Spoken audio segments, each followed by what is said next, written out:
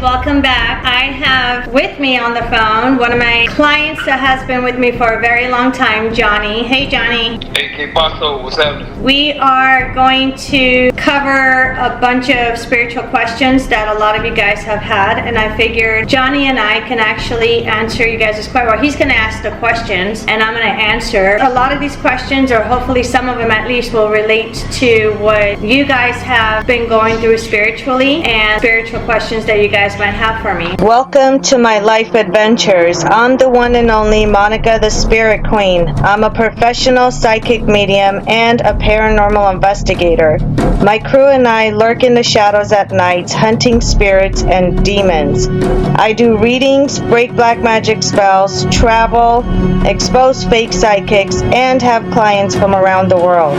I'm no nonsense when it comes to respect and honesty. I have a crazy busy life, but I love it.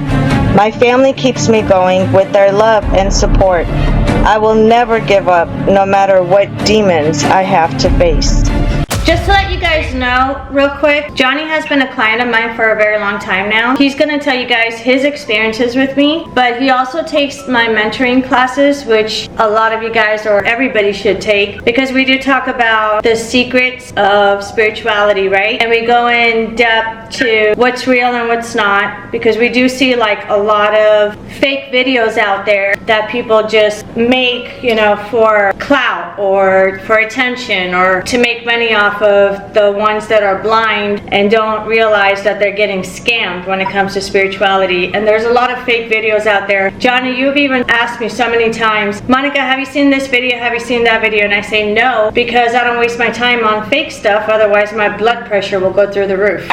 Right? Right on. First of all, I want you to tell everybody what your experience is with me as far as working with me and taking my classes and, you know, me taking on cases for you to help you out. Like, how do you overall feel about that and what's your experience, so people can understand a little bit more when they do become my client, understand what they're looking forward to? Yeah, no doubt. Alright, so to give the people a context, you know, I've been on the spiritual path for a minute.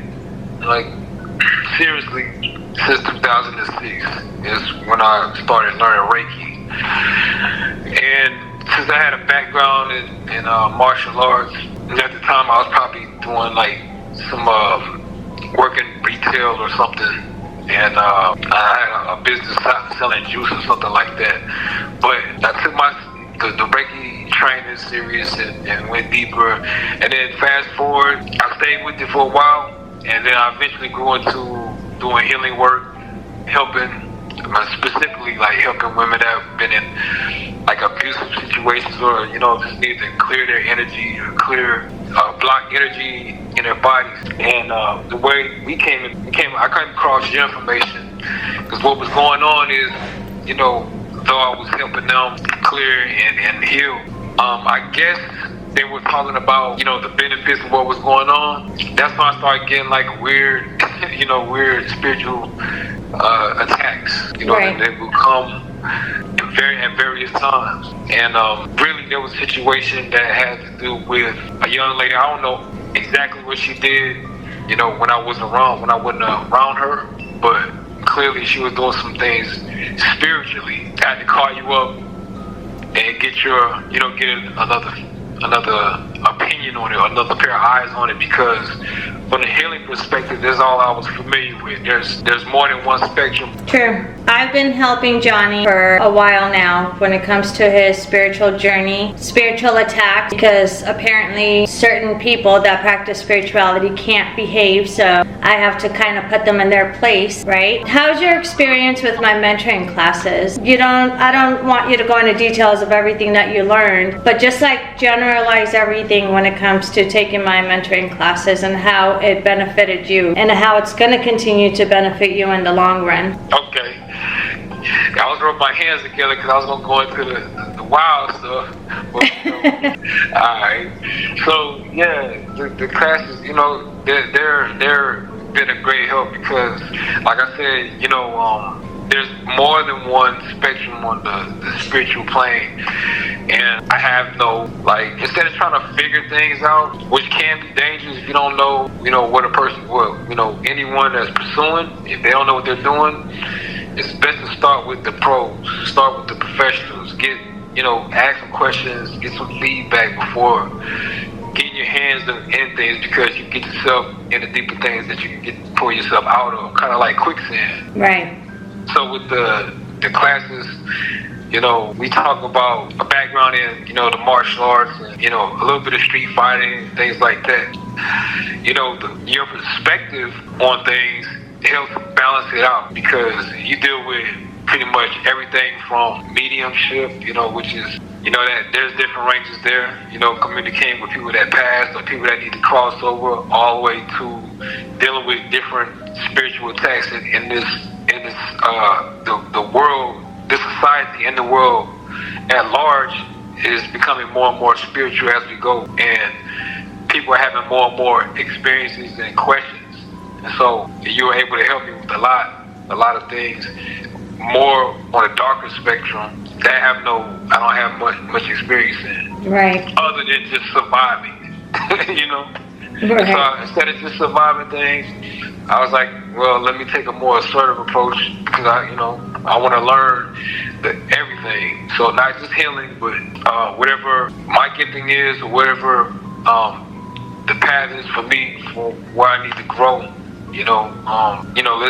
Let's lock in and see what I can learn, and what doors we can open. Have you been learning a lot when it comes to spirituality? So basically, when people take my mentoring classes, they learn everything that has to do with spirituality, including I do give assignments for everybody to practice, whether it's blocking themselves, whether it's energetically trying to connect to somebody else, whether it's grounding yourself in case you are doing astral projection without realizing you're doing it because your spiritual doors are open. You're able to ground yourself to where you don't go anywhere when you go to sleep. Because astral projection is really big nowadays, and it's growing. More and more people are finding out about it. But the one thing that I can't stress enough with astral projection, and Johnny, you can validate this too, is if you don't know how to control it, you don't know what you're doing, you can seriously get hurt. It's not fun and games. There's a lot of really amazing things when it comes to spirituality that we can do, right? Especially behind closed doors. But when you are spiritual and you do have your spiritual doors open, what do I always say, Johnny? Don't do it without consulting with somebody that is a professional, that has the experience, because there's a window period of time with, and I'm not going to get into details with this astral projection, but just to let you guys know, when it comes to spirituality and any work you guys do, there's always a window of opportunity that opens up for you, but it's only for a certain amount of time, and then that window closes. And if you don't do what you have to do within that period of that window being open, you're pretty much screwed in many different ways, right?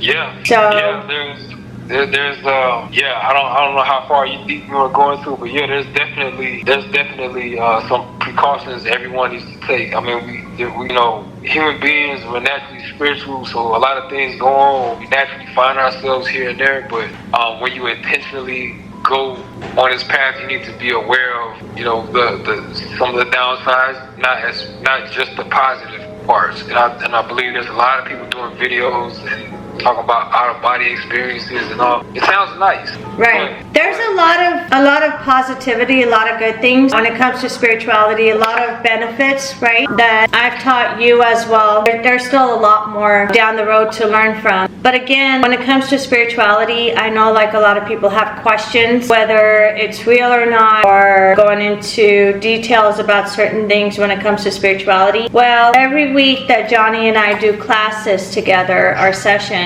he does have a list of things that he asks me, which is what I want, and that's part of the session, is to answer all your questions, because I'm not going to make like 500,000 different videos about spirituality. You have to be able to take my classes in order to learn the secrets of it, and behind the scenes of pros and cons, like Johnny had mentioned. There's a lot of pros in there too. I'm going to have Johnny start asking the questions. Obviously, Johnny, you put in your own 2 cents as well with your questions if you want. But let's get started on the questions, and you know, hopefully it'll answer a lot of you guys' questions as well when it comes to spirituality and what's actually real and what's not. When you guys look at the internet and all these social media sites with all these fake people out there, it doesn't give like a really good look on people like me that understand spirituality. I've been practicing spirituality since I was in elementary school when I first saw my first spirit. And Johnny, you know that story as well. When it comes to spirituality, as you can tell,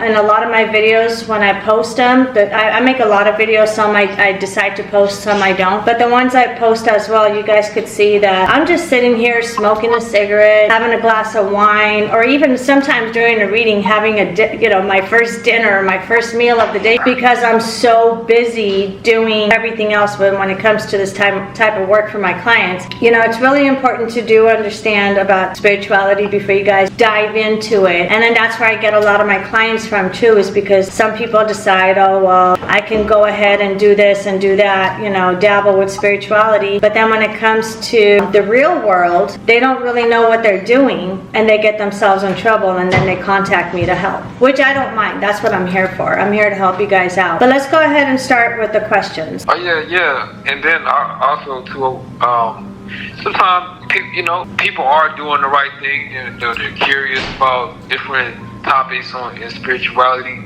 And then there's a sector of people, I call them angry smurfs. You know, there's so many. You know, I like to I keep it light about them, but you know, basically people that are jealous of other people, and you know, they like to do little sneak attacks. You know, and those sneak attacks can range. Yeah, we do have a couple of names for people like that. Yeah. We just can't say it all right now. yeah, for sure. So with the questions, I know we got cell phones. With the cell phones, you know, there's a lot of cell phones going on. Can it be portals to negative energy attachments that cause different emotional spikes like anger, insomnia, depression, so on and so forth? If you do anything online with apps, anything from like a Reddit to, you know, maybe a dating app or other apps like IG and social media apps or YouTube.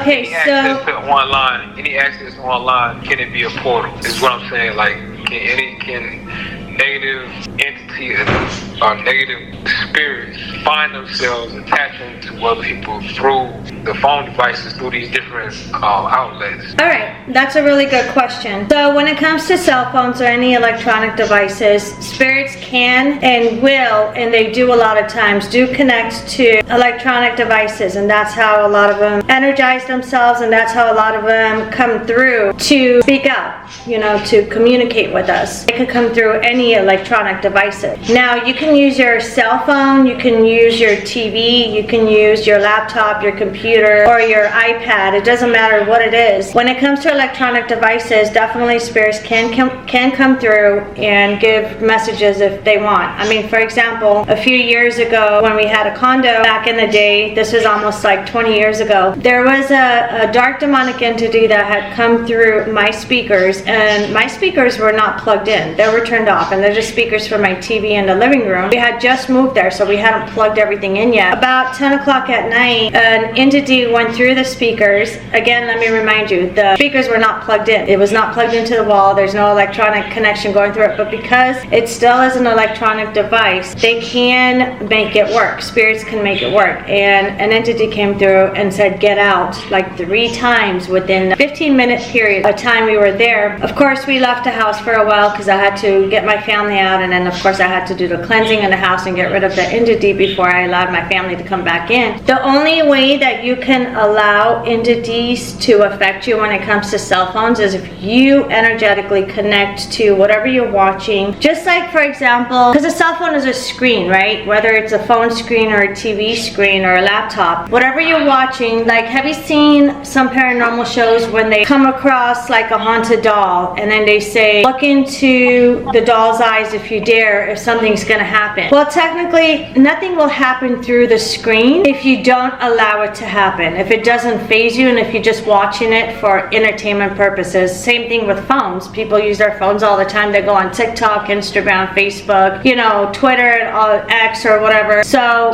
if you allow it to affect you, you're opening those doors, those portals yourself. Because a screen cannot affect you, no matter what. You know, people say, oh, don't look into this doll's eyes, or Peggy the doll, or whatever it is, Annabelle, or whatever. I actually have a lot of haunted dolls myself. I do have to give that disclosure to people, only because I want you guys to be aware that something will happen. You can't open that line of connection, that energetic connection. You can open a portal if you allow it to. If you're doing it yourself, if you allow it to affect you of whatever you're watching at that time, it has nothing to do with the phone. It has to do with you and your energy and your connection to. Plus, a lot of people get affected through fear too. A lot of times it could be psychological. You know what I'm saying? Not a lot of people are strong enough or have their spiritual doors open for any of those things to affect you through a screen. But it could also be psychological as well. If you look into a haunted doll's eyes through a TV screen or your cell phone, and you continuously say to yourself, oh my God, I'm going to see a nightmare tonight. I'm going to see a nightmare. This doll is going to come after me. Then yes, you are going to have a nightmare that night. But it doesn't necessarily mean that the doll is coming after you. The doll doesn't even know you behind a screen. You're watching the doll. The doll can't see you. The doll's not watching you. He or she has no idea who the fuck you are, basically. You get what I'm saying? So going back to, can a phone affect you? It can affect you if you allow it to affect you, and a lot of times it can be psychological because you are continuously thinking about it, and it will drive you crazy. So no, a phone cannot affect you unless you allow it to. Does it make sense? Yeah, so it's more about the attention that you put onto it. Right. It's what you allow the phone to do to you, not what the phone is automatically going to do to you when you're watching something. Absolutely not. So, okay. So it's the opening of your mind that causes that to happen, if it does happen. Right. And if you're thinking about a specific thing that you're watching, you can purposely, by accident, open up portals in your home. And then you're going to blame your phone for it, and your phone had nothing to do with it. It was you doing it psychologically, which tapped into you energetically to your connection, and now you're opening up all these portals out of fear. Because what happens when you're scared? You do dumb shit a lot of times, right? So when you're scared, you will purposely, accidentally open up a portal. Purposely, energetically, accidentally, without wanting to or even knowing that you're opening up a portal. In case people have a question about that. Does like when that happens, okay, let's say hypothetically that happens, is the portal open through the person, or is it the person's eyes? How does that work? When people open up portals, they use their energy to do it. Like, so the environment, like if they watch something and then they transfer over to the environment. Yeah, they transfer their energy. Exactly. Yep. You transfer your energy. The unknown, of course, is going to be scary for a lot of people because it's the unknown. If you can't see, hear, or feel spirits, but all of a sudden some poltergeist activity starts happening in your home and you get scared, they feed off of that fear too. You know what I'm saying? Your energy. They feed off of fear. So if you're watching something with your phone and then you get scared, like I said, you think this doll, this haunted doll that you're watching on a screen that has no idea who the hell you even are, that doesn't even know your name, doesn't even know you even exist, because they're filming from a whole different place. That they don't even know a lot of these famous people don't even know your name. That they don't even know you exist even on the internet. It's your choice to watch them, right? And then when you're watching it, again, it can affect you psychologically, which can tap into your spiritual side energetically, and you can open up portals. Fear plays a very big factor when it comes to spirituality, and that's one of the things that I teach in our classes, right, Johnny? Is not to be afraid, especially of certain things. Yeah, that makes sense.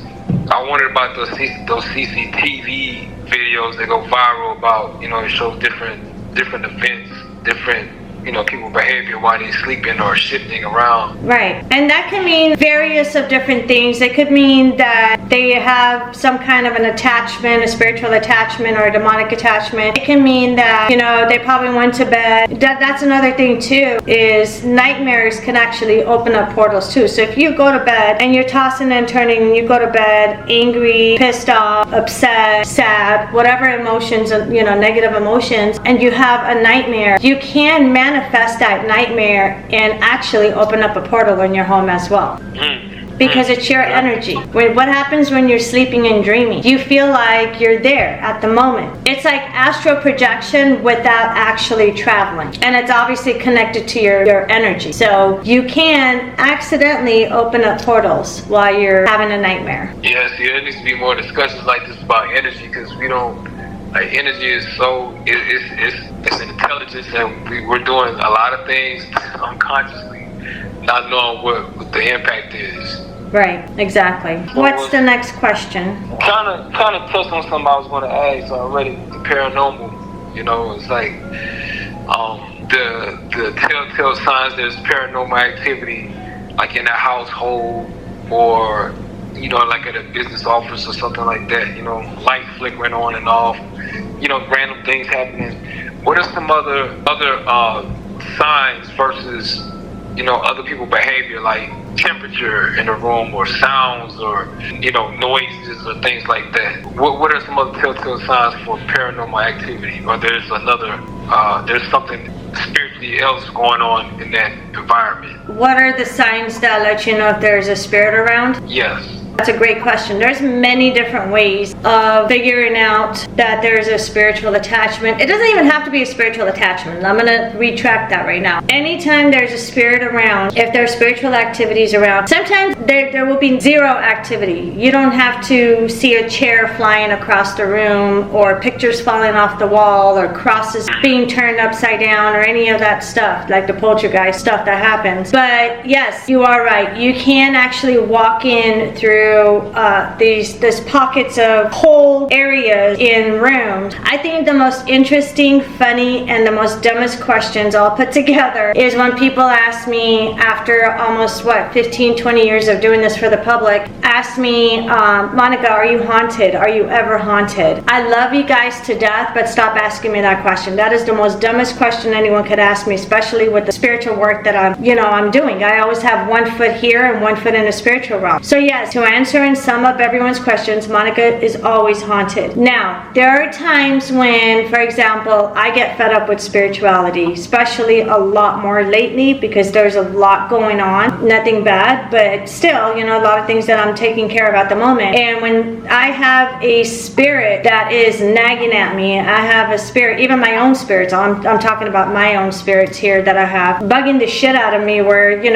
it's not fun to have a spiritual attachment in the first place. Well, my guys are not spiritual attachments. I call them my guys, my spirits, same thing. They've been with me for a long time. But I can tell that there are times when I have to shut down my own doors. I have to close my own doors and shut down my own spiritual side. Probably for, 1 or 2 days at a time out of the entire month. I can't afford to be out of commission for a long period because my clients need me. So my doors always have to stay open. But the times when I don't have anything going on and I just want to have a lazy day and rest, because I taught you this too, Johnny. Resting is very, very important when you're doing spiritual work. I will shut down where I don't feel any spirits, I don't hear any spirits, I don't see any spirits, nothing, right? But then there's times, going back to answering your question as a great example, there's times when I'm just laying in bed and I'm watching TV, kind of winding down from the day and trying to go to sleep, and all of a sudden I'm freezing cold and I could feel this draft just like hovering over my body. The rest of the room is warm. The rest of the house is warm because it is winter and I like to keep my thermostat at like 78 degrees, and you guys are gonna be like, Monica, you're crazy. Well, I do have a big house, okay? So 78, 77 degrees stays relatively fair and warm for me and everybody else. But I do feel that draft, and then sometimes like I'll turn over and I'll even ask Donnie, I'm like, hey, is it me or is it cold in here? Because I could feel something. He'll look at me, he's like, well, probably one of your guys are around you or we're trying to communicate with you. So they are pushing their energy onto me so I could feel them. And then that's when they get my attention. I'm like, okay, I do feel this coldness, this gust of wind. And it's not like, I'm not exaggerating. It's not like the wind outside, you know, where it blows my hair and stuff. But it is this gust of coldness that I feel on me. And I know that, okay, there's one of my spirits are around me. They want to communicate with me. So now I have to concentrate on seeing what the hell they want from me. Another way that you guys could feel or tell that there's a spiritual energy around is the electricity or the feeling shifts in the room. There's times when I would walk in somewhere and I'll be like, oh no, everything is fine. Like for example, I go to my clients' houses a lot. So I'll walk into their house and then there's nothing going on in the living room. There's nothing going on downstairs, anything. But then we go upstairs into the bedrooms and then I turn the corner and I'm walking into one of their bathrooms and I just stand right there in front of the bathroom. I'm like, holy shit, I feel something negative coming out of that fucking room. So you can feel the energy shifting. It could go from very light to very dark in 2 seconds, depending, like you could just turn the corner of a house or wherever you're at and it could just hit you. Like that negativity, that darkness. You don't even have to see it, but you could feel it. It will just hit you. The third way that you could feel it, which is the obvious for everybody, is actually feeling them, physical touch, because they will touch you. It depends on how strong the entity is and depends how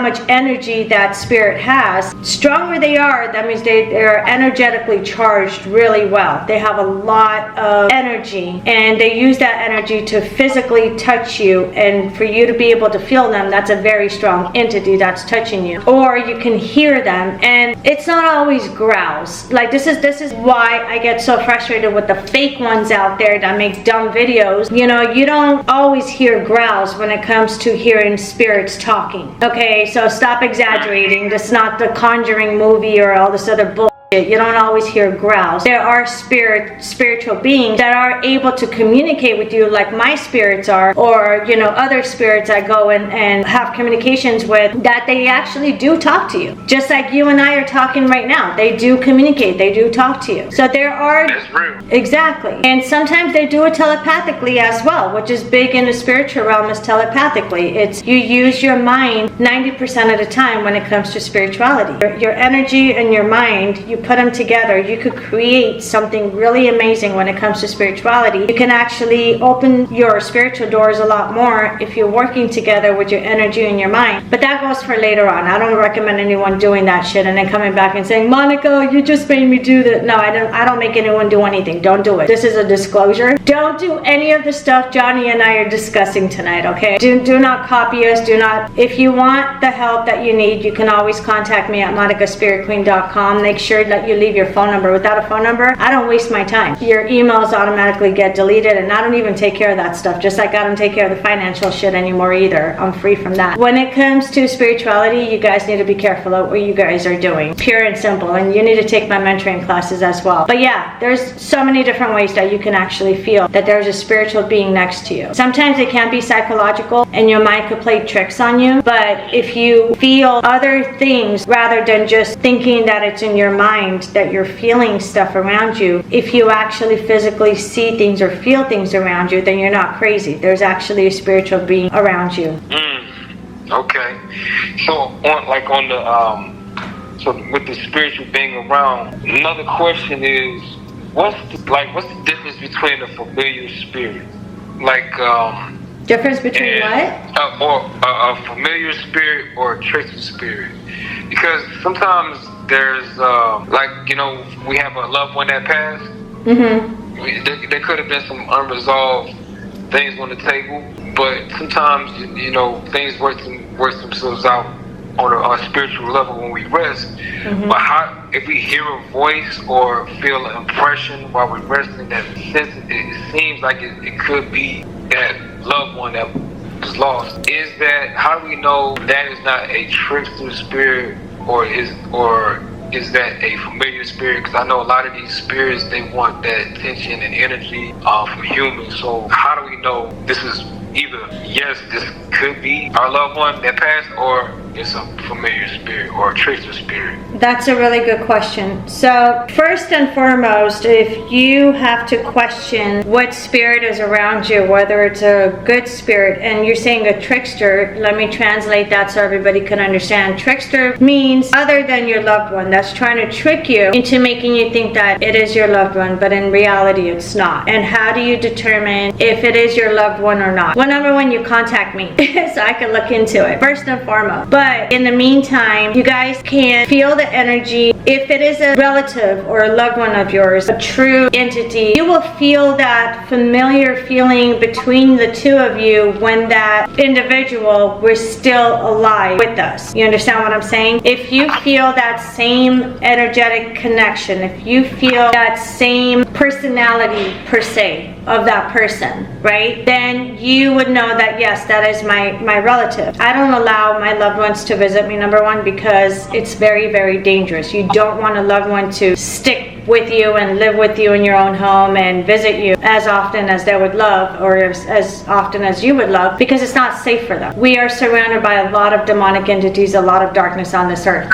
So good spirits are not safe to stay here, period. They could come visit and then they can leave, but they're not safe to stay. So that familiar scent or familiar feeling, like that energy, that feeling, like my grandmother, she always made me feel like, until today when she visits me, I swear I go back to when I was 9-10 years old, and it brings back those memories of me being with her when I was that young. You know what I'm saying? It makes me feel vulnerable. Just comfort me. Just take me in your arms and comfort me while you're here visiting me. And that's the feeling that I get. A very familiar, very comfortable feeling. Now, anytime you have to question an entity around you, a spiritual being around you, even if you question the slightest second, then it's definitely not your loved one. Because if it is your loved one, you would know it right away. But at the second you have to question and ask yourself why, what if, blah blah blah, then it's not going to be your loved one. No matter what, your loved one that connects to you, that visits you, their energy will never ever be off. So anytime there's a big question mark above that entity, they're not supposed to be there. It's not your loved one. Does it make sense? Yes, indeed.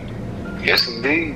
And so, yeah. And what do angels feel like when it's around? Angels? Angels, yeah. Honestly, all bullshit aside, I forget about life over here and I can't wait to go up. Angels around you is the most